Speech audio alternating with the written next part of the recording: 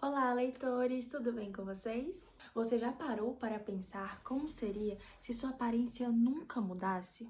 Ao invés disso, todos os pecados que você cometesse ficassem marcados em um retrato, mostrando ali a sua consciência. Como seria esse retrato seu? Bom, o primeiro ponto é quem era Oscar Wilde, que escreveu Retrato de Dorian Gray. Ele era um irlandês que vivia na Inglaterra vitoriana. Ele acreditava muito na arte pela arte, ou seja, que a arte não precisa ensinar, não precisa ter uma moral, não precisa ter algo por trás que diz que o que é certo, o que é errado e provocar todas essas reflexões, mas ela pode simplesmente ser bela por ela mesma. Além disso, ele era um grande crítico da sociedade da sua época, em que valorizava muito a aparência, mas por trás escondia uma grande podridão. Ele foi preso por ter relações com outro homem e foi denunciado pelo próprio pai do rapaz com quem ele é envolvido. Dorian Gray é um rapaz muito bonito, sua beleza é fora do comum. Então, ele vai até a casa de seu amigo, Basil, que pinta um retrato dele. Lá ele conhece Harry e é influenciado pelas suas filosofias e seus pensamentos, focados no prazer e em seguir as suas vontades, independente do que qualquer outra pessoa vai pensar ou dizer, ou do que seria certo ou errado.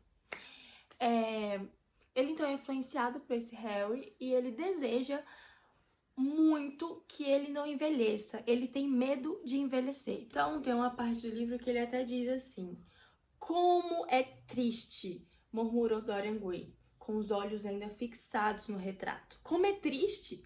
Vou ficar velho, feio, desprezível, mas esse retrato ficará jovem para sempre. Nunca será mais velho do que nesse dia de junho.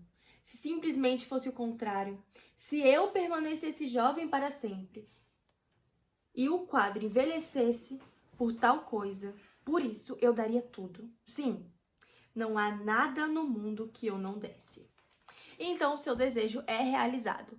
Ele, dali em diante, passa a não envelhecer nem um pouquinho, enquanto o seu retrato reflete todos os pecados e coisas horrendas que ele acaba fazendo. Então, a partir dali, Dorian Gray começa a viver uma vida hedonista, egoísta e centrada nele e nos seus prazeres. Aqui vai ter um pouquinho de spoiler, sim. A morte de Basil. Basil, ele representa ali a parte mais bela, boa de Dorian Gray. Ele vê Dorian Gray como um jovem inocente. Apesar de todos os boatos, tudo que ele já escutou falar, ele ainda enxerga Dorian como um bom rapaz.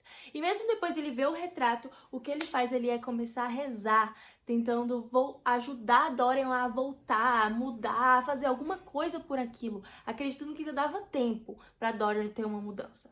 Quando Dorian mata ele, é uma representação de estar matando o seu elo bom, a única coisa que ainda conectava ele com uma parte boa sua, e assumindo fielmente a sua parte ruim, que ele era aquilo agora, que ele não queria voltar a ser aquele rapaz bonzinho, aquele rapaz inocente, aquilo não representava mais quem ele era. E finalmente o final, a morte de Dorian Gray. Bom, Dorian Gray, então, no finalzinho ali, diz que quer ser bom. Ele até faz um ato bom, e ele volta para ver o retrato para ver se melhorou, mas pelo contrário, tinha piorado.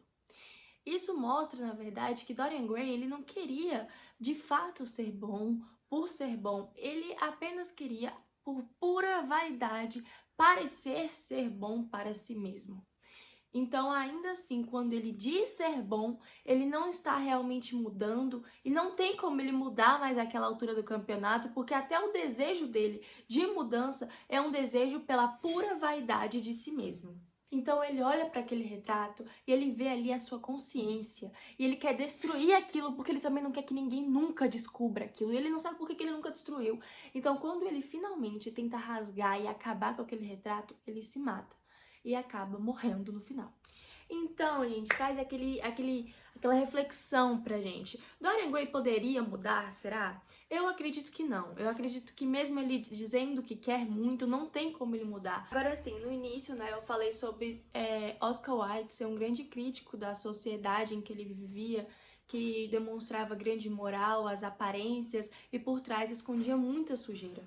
Eu acho que esse livro traz muito isso, como que Dorian Gray era belo, bonito para todos na alta sociedade, mas por trás, lá no porão dele, estava escondido toda a sua consciência e todos os pecados que ele cometia, todas as coisas terríveis que ele fazia.